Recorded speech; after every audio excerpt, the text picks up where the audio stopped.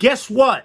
30 years in the Second Amendment community, fighting for your rights, taking arrows in our backs, spending millions and millions of dollars just to get our Second Amendment rights back. The Supreme Court ruled today, New York State Rifle and Pistol Association versus Bruin. Justice Thomas delivered the opinion to the court. It was 6-3. Even Roberts, the pimp, came over to our side. He couldn't hide from it anymore.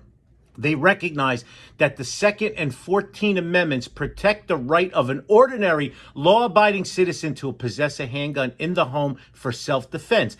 In this case, petitioners and respondents agreed that ordinary law-abiding citizens have a right to carry handguns publicly for their self-defense.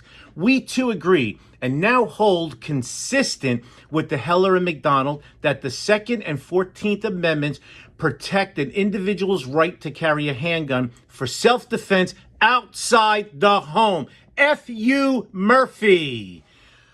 The parties nevertheless dispute whether New York's licensing regime respects the constitutional right to carry handguns publicly for self-defense.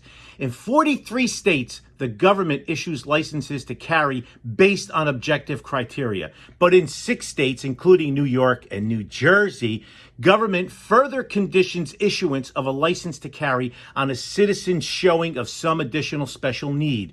Because the state of New York issues public carry licenses only when an applicant demonstrates a special need for self-defense, we conclude that the state's licensing regime violates the Constitution. This is a win for all of our rights. New York has fallen. New Jersey will follow. This week, Gun for Hire Radio, I'm going to try to get Scott Bach and Dan Schmutter on, and we are going to evaluate this.